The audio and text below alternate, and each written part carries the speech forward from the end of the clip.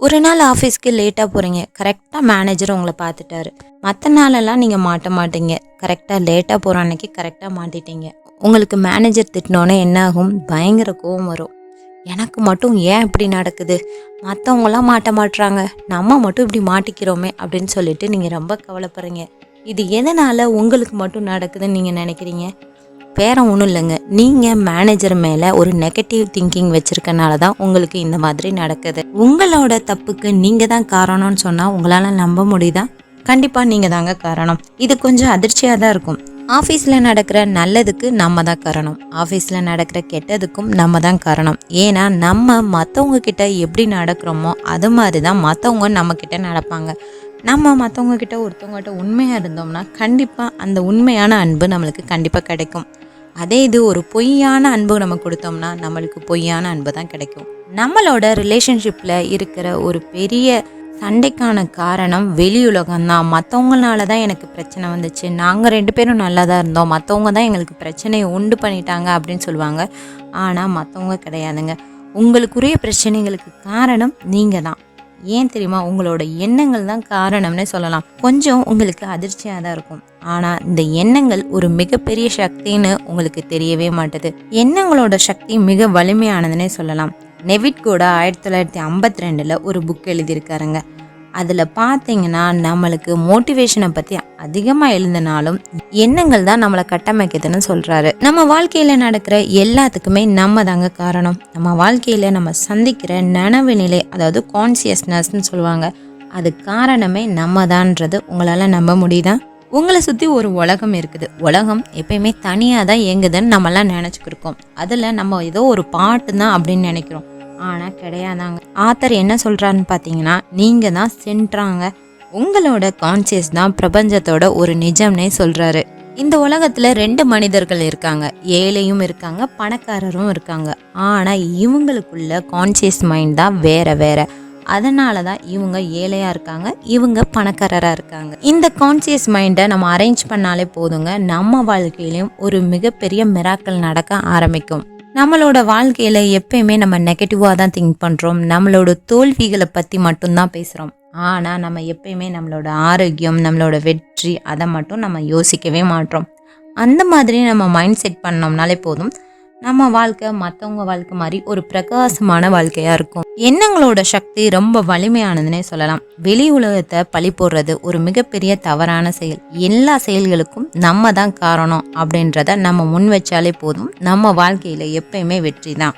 நம்ம மேலே தப்பு இல்லை, பிறர் மேலே தான் தப்பு அப்படின்னு சொல்லிட்டு மற்றவங்கள குறை சொல்லிக்கிட்டு இருந்தோம்னா நம்ம வாழ்க்கை குறை சொல்லும் வாழ்க்கையாக தாங்க போகும். எப்படி ஒரு காந்தம் இன்னொரு காந்தத்தை ஒட்டுதோ, ஒரு காந்தம் இன்னொரு இரும்பை ஈர்க்குதோ, அது மாதிரி தான் நம்ம வாழ்க்கையும். எப்படி ஒரு காந்தம் இரும்பு துகள்களெல்லாம் ஈர்க்குதோ அது மாதிரி தான் நம்மளோட வாழ்க்கையும். நம்ம எதை ஈர்க்கிறோமோ அதுதான் நம்மளோட பின்னாடியே வரும். இப்போ நம்ம நல்ல செயல்கள்லாம் ஈர்க்கிறோம்னா அதுவும் நம்மளுக்கு கூட வரும். அதே இது நம்ம பிறரை குறை கூறிக்கிட்டே இருந்தோம்னா அதுவும் நம்மளோட கூட வரும். இது தாங்க நம்மளோட எண்ணம் போல் வாழ்க்கைன்னே சொல்லலாம். ஆத்தர் என்ன சொல்கிறான்னு பார்த்தீங்கன்னா, லா ஆஃப் அசம்ஷன், அதாவது உங்களுக்கு எது வேணுமோ அதை உள்வாங்கி அதை நீங்கள் நம்பினீங்கன்னா போதும், அதை நல்லா ஃபீல் பண்ணிங்கன்னா போதும், அது உங்களுக்கு கண்டிப்பாக கிடைச்சிரும்னே சொல்கிறாரு. அதாவது ஒரு வேலை கிடைக்கணும், அப்போ நீங்கள் என்ன செய்யணும்? வேலை கிடைச்ச மாதிரி நீங்கள் இமேஜின் பண்ணணும், அதையே விஷுவலைசேஷன் பண்ணி பார்க்கணும். வேலை கிடைக்கலன்னு ஏக்கப்படக்கூடாதுங்க. அதுதான் நம்ம செய்கிற ஒரு மிகப்பெரிய தவறுன்னே சொல்லலாம். எல்லாருக்கும் தெரியாமல் ரகசியமாக பேசுகிறீங்கன்னு சொல்கிறீங்கல்ல, அந்த ரகசியம் தான் உங்களை வழி நடத்தும்னே சொல்லலாம். ஏன்னா நீங்கள் எந்த ஒரு ரகசியத்தை யாருக்கும் தெரியக்கூடாதுன்னு நினைக்கிறீங்களோ அந்த ரகசியத்தை பிரபஞ்சம் உங்களுக்கு நடத்த ஆரம்பிக்கும். அதனால தான் எப்பயுமே புறம் பேசக்கூடாது. உங்கள் மேனேஜர் ரொம்ப நல்லவர், உங்ககிட்ட நல்லா பேசுவார், நீங்கள் லீவ் கேட்டால் கண்டிப்பாக கொடுப்பாரு அப்படின்னு நீங்கள் முழுசாக நம்பி போய் லீவ் கேளுங்க, உங்களுக்கு கண்டிப்பாக கொடுப்பாரு. ஆனால் இவர் கொடுப்பாரோ கொடுக்க மாட்டாரோ, இவர் பெரியவர் அப்படின்னு சொல்லி நீங்கள் திட்டிக்கிட்டே போனீங்கன்னா கண்டிப்பாக கொடுக்க மாட்டாருங்க. இந்த மாதிரி நீங்கள் நெகட்டிவாக திங்க் பண்ணுறனால உங்களுக்கு சைக்காலஜியாக பார்த்தீங்கன்னா உங்களுக்கு கோபம் அதிகமாகும், நீங்கள் பேசுகிற டோன் எல்லாம் மாற ஆரம்பிக்கும், உங்ககிட்ட இருக்கிற நெகட்டிவ் எனர்ஜி அதிகமாகவே உங்ககிட்ட காணப்படும். அதனால் எப்பயுமே எல்லார்கிட்டையுமே பாசிட்டிவாக பேசுங்க, பாசிட்டிவாக திங்க் பண்ணுங்க. ஒரு படத்தில் ஒரு நடிகர் அந்த கதையை முழுசாக உள்வாங்கி அதை நடித்தாதான் அந்த படம் ஒரு பயங்கரமான வெற்றியை கொண்டு வரும். அந்த படத்தில் இருக்கிற ரோலை அப்படியே அவர் ஆக்டிவாக கொண்டு வந்தால் தான் அந்த படம் முழு வெற்றி அடைன்னு சொல்லலாம். ஏன்னா அந்த படத்தில் இருக்கிற ஒரு ஸ்கிரிப்டை மாற்றி சேஞ்ச் பண்ணி நடித்தாலும் அந்த படம் ஃப்ளாப் ஆயிரும். அது மாதிரி தான் நம்மளோட வாழ்க்கையும். நம்ம வாழ்க்கையில் என்ன ஆக போகிறோம் அப்படின்றத நம்ம முழுசாக அப்சர்வ் பண்ணி அதுக்கேற்றாப்புல நம்ம விஷுவலைசேஷன் பண்ணி பார்த்தோம்னா நம்ம வாழ்க்கையிலும் வெற்றிகள் காண்றதுக்கு ஒரு நல்ல வாய்ப்புனே சொல்லலாம். நம்மளோட வாழ்க்கையும் ஒரு படம் மாதிரி தாங்க. நம்ம ஸ்கிரிப்டை நம்ம தான் எழுதணும். அந்த ஸ்கிரிப்டை எழுதிட்டு அதை நம்ம விஷுவலைசேஷன் பண்ணி பார்த்தாலே போதும். நம்ம வாழ்க்கையில் அந்த ஸ்கிரிப்ட் ஒரு படமாக ஆகிறதுக்கு ஒரு நல்ல சான்ஸ்னே சொல்லலாம். உங்கள் லைஃப் ஒரு படம் மாதிரி மேஜிக்காக வெளியே வரணும்னா உங்கள் லைஃப்பில் சில மாற்றங்களை நீங்கள் கொண்டு வரணும். அதாவது உங்கள் லைஃப்பில் நீங்கள் என்ன ஆசை அதிகமாக வச்சுருக்கீங்களோ அந்த ஆசைகளை நீங்கள் எடுத்துக்கோங்க. அந்த ஆசைகளை எடுத்துட்டு அந்த ஆசைகளுக்கு ஒரு கற்பனை சக்தி கொடுங்க. அதை நீங்கள் நைட்டு தூங்க போகிறப்ப இதை பண்ணணும். நைட்டு ரொம்ப தூக்கம் வரும் பாருங்கள், கையவே அசைக்க முடியாத தருணங்களில் நீங்கள் தூங்க போவீங்க பாருங்கள். அந்த நேரத்தில் நீங்கள் விஷுவலைசேஷன் பண்ணி பாருங்கள். அந்த நேரத்தில் பண்ணுறப்ப உங்களை அறியாமலே உங்களோட சப்கான்ஷியஸ் மைண்டில் அது ஸ்டோர் ஆகிக்கிறோம். அதுக்கிட்ட கொடுத்தா போதும், அதுக்கடுத்த வேலைகளை அதை பார்க்க ஆரம்பிக்கும். எப்படி விதை போடணும் முடிவு பண்ணிட்டோம்னா அந்த விதையை மட்டும் போட்டால் போதும். அது எப்படி வளருது, எந்த மாதிரி கிளவிடுது, எந்த மாதிரி காய் காய்க்குதுன்றது நம்மளுக்கு தெரியாது. ஆனால் கண்டிப்பாக காய் காய்க்கும் அப்படின்ற மனசில் முழுசாக நம்பினா போதும். அவ்வளோதாங்க, நம்மளுக்கு எல்லாமே கிடைச்சிரும். நம்மளோட ஆசைகள் முக்கியமாக தீவிரமாக இருக்கணுங்க. அதுவும் நீங்கள் ஒரு மயக்கமான நிலையில் இதை நீங்கள் சொன்னால் போதும். இந்த விஷயத்த நீங்கள் சொல்கிறப்போ ஒரு முழுமையான உணர்வுடன் சொல்லணும். அதாவது பாதி கதையோட ஸ்ட்ரக் ஆகி நீங்கள் படுத்துடக்கூடாது. ஜாப் கிடைக்கணும்னா ஜாப் கிடைச்சி நான் வேலைக்கு போகணும் அப்படின்னு மட்டும் நீங்கள் சொல்லக்கூடாது. அந்த வேலைக்கு நீங்கள் ஃபஸ்ட் நாள் எப்படி கிளம்புவீங்க, எந்த மாதிரியான சேலரி வாங்குவீங்க, எப்படி ஃபஸ்ட்டு யார்கிட்ட கொடுப்பீங்க, அந்த ஃபஸ்ட் மந்த் சேலரியை வச்சு யாருக்கெல்லாம் செலவு பண்ணுவீங்க, அந்த இதெல்லாம் நீங்கள் உணர்ச்சி பூர்வமாக பண்ணிங்கன்னா தான் உங்கள் லைஃப்பில் அது கண்டிப்பாக நடக்கிறதுக்கு ஒரு மிகப்பெரிய வாய்ப்புன்னே சொல்லலாம். இதுக்கு ஒரு சின்ன கதை சொல்கிறேன் கேளுங்க. ஒரு இராணுவ வீரர் அவரோட சொந்த ஊருக்கு போகணும்னு ஆசைப்பட்டார். அவருக்கு 2 குழந்தைங்களை பார்க்கணுன்னு அவருக்கு ரொம்ப ஆசை. ஆனால் பார்த்தீங்கன்னா போர் நடக்குது, அதனால் இராணுவ வீரராக அனுப்ப மாட்டேன்ட்டாங்க. அவர் ஒரு இரும்பு கட்டிலில் படுத்துக்கிட்டாரு. இரும்பு கட்டிலில் படுத்துட்டு அவர் என்ன நினச்சாருன்னா, அந்த இரும்பு கட்டில் அவர் வீட்டில் இருக்கிற மரக்கட்டில்னு நினச்சிட்டாரு. அந்த மெத்தை இருக்கிற மாதிரியே நினச்சிட்டாரு. இந்த மாதிரி எல்லாம் கற்பனை பண்ணிவிட்டு அவர் வீட்டு செவரை தொடுற மாதிரியும் அந்த குழந்தைங்க 2 பேரும் அவர்கிட்ட படுத்திருக்க மாதிரியும் கனவு கண்டார்.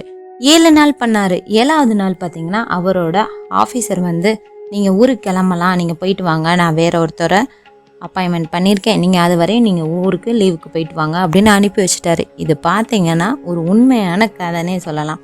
அந்த அளவுக்கு 7 நாள் பண்ணதுக்கே அவருக்கு எவ்வளோ எஃபெக்ட் இருந்திருக்குன்னு பாருங்கள். மனசார ஒரு உண்மையாக உணர்வு பூர்வமாக நீங்கள் பண்ணிங்கன்னா உங்கள் வாழ்க்கையிலும் நீங்கள் நினச்சதை கண்டிப்பாக அடைய முடியும். உங்களோட ஆசை, கற்பனை, நம்பகத்தன்மை இது எல்லாமே உண்மையாக இருந்துச்சுன்னா இயற்கை உங்களுக்கு கரெக்டான பாதையை காமிக்க ஆரம்பிக்குங்க. உங்களோட படம் ஒரு மிகப்பெரிய அளவில் வளர ஆரம்பிக்கும். இது பார்க்க கொஞ்சம் ஃபோர்ஜரி மாதிரி இருக்கிற மாதிரி தோணும். பொய்யான விஷயத்துக்கு எதுக்கு நம்ம நாடகம் நடத்தணும் அப்படின்ற மாதிரிலாம் தோணும். ஆனால் இது பார்த்திங்கன்னா இது ஒரு பொய்யான விஷயந்தான். ஆனால் இந்த பொய்யான விஷயத்துக்கு நம்ம வேஷம் போட்டு நடிக்கிறோம். இதில் கண்டிப்பாக நம்மளுக்கு வெற்றி உண்டாகுன்றனால தான் இதை பண்ணுறோம். யூனிவர்ஸை பொறுத்த வரையும் அது நம்ம என்ன பண்ணுறோன்றதை முழுசாக நம்போம். நம்ம மனசில் இயல்புத்தன்மையை மாறிட்டு நம்ம வேஷம் தான் போட்டிருக்கோம். அதனால் இது கண்டிப்பாக நடக்கும் அப்படின்னு நம்ம உணர்ச்சி பூர்வமாக கண்டிப்பாக நம்பணும். ஒரு ஊரில் ஒரு சின்ன பையன் இருந்தான். அந்த சின்ன பையனுக்கு பார்த்தீங்கன்னா அலர்ஜி இருக்குது. அவங்க அம்மா அப்பாவுக்கும் அலர்ஜி இருக்குது. ஆனால் அவன் ஒரு நாய்க்குட்டி வாங்கணும்னு ரொம்ப ஆசைப்பட்டான். அவங்க அம்மா அப்பாட்ட கேட்டான். அவங்க அம்மா அப்பா அதெல்லாம் முடியவே முடியாது, உனக்கு இன்ஃபெக்ஷன் இருக்குது, அதெல்லாம் வாங்கியே தரமாட்டேன் அப்படின்னு சொல்லிட்டாங்க. அப்போ உடனே அவன் என்ன செஞ்சானா, டெய்லியும் அந்த நாய்க்குட்டியை அவன்கிட்ட இருக்கிற மாதிரியும் அந்த நாய்க்குட்டியை கொஞ்சுற மாதிரியும் இந்த மாதிரியெல்லாம் கற்பனை பண்ணிக்கிட்டே இருந்தான். ஒரு நாள் அவன் ரன்னிங்கில் ஃபஸ்ட் ப்ரைஸ் வாங்கிட்டான். வேகமாக அவங்க அம்மா அப்பா அந்த நாய்க்குட்டியை அவனுக்கு கிஃப்டாக பண்ணிட்டாங்க. இதில் என்ன ஒரு ஆச்சரியம்னா, அவங்க அம்மா அப்பாவோட சம்மதத்தோடு அந்த நாய்க்குட்டியை அவனுக்கு கிஃப்டாகவே கடவுள் கொடுத்துட்டாரு. இது பார்த்தீங்கன்னா ஒரு சின்ன விஷயமா இருக்கும், ஆனால் இதில் எவ்வளோ பெரிய மிராக்கிள் நடந்திருக்குன்னு நீங்களே பாருங்கள். அதனால் எந்த ஒரு விஷயத்தையுமே இமேஜின் பண்ணி பார்த்தீங்கன்னா கண்டிப்பாக அது உங்கள் வாழ்க்கையில் ஒரு மிகப்பெரிய ஒளியாகவே மாறும். நீங்கள் என்ன விதை விதைக்கிறீங்களோ அந்த செடி தான் கண்டிப்பாக முளைக்கும். மரம் வளர்க்கணும்னு ஆசைப்பட்டீங்கன்னா தண்ணி மட்டும் ஊற்றினா போதும். பழம் காய்க்கிறதுக்கு நீங்கள் அதுக்கு கிளாஸ் எடுக்கணும்னு அவசியம் கிடையாது. அது மட்டும் இல்லை, உங்களோட சந்தோஷம் வெளி ஆட்கள்கிட்ட இல்லை, கண்டிப்பாக உங்ககிட்ட தான் இருக்குது. உங்களோட வளர்ச்சியும் உங்களோட வெற்றியும் எல்லாமே உங்களை சேர்ந்தது. அதனால் உங்களோட எண்ணங்கள் எப்படி இருக்கணுன்றதான் இந்த வீடியோலேயே நீங்கள் பார்த்துருப்பீங்க. எண்ணங்கள் எப்பயுமே நல்லதாக இருந்துச்சுன்னா கண்டிப்பாக உங்களுக்கு எல்லாமே நல்லதாக தான் இருக்கும். உங்கள் வாழ்க்கையில் இது நாள் வரைக்கும் நீங்கள் எதை உள்வாங்குனீங்களோ அதுதான் இப்போ உங்களுக்கு நடக்குது. அதனால் இப்போ நீங்கள் எதை உள்வாங்குறீங்களோ அதுதான் உங்களுக்கு பிற்காலத்தில் நடக்கும். அதனால் நீங்கள் எப்பயுமே நல்லதை மட்டும் நினைங்க, நல்லதை மட்டும் சிந்திங்க. உங்களுக்கு எல்லாமே நல்லதாகவே நடக்கும். கண்டிப்பாக இந்த வீடியோ உங்களுக்கு ஒரு பயனுள்ள வீடியோவாக இருக்கும்னு நினைக்கிறேன். பிடிச்சிருந்துச்சுன்னா லைக் பண்ணுங்கள், ஷேர் பண்ணுங்கள், மறக்காமல் சப்ஸ்கிரைப் பண்ணுங்கள். தேங்க்ஸ் ஃபார் வாட்சிங். நெக்ஸ்ட் வீடியோவில் பார்க்கலாம்.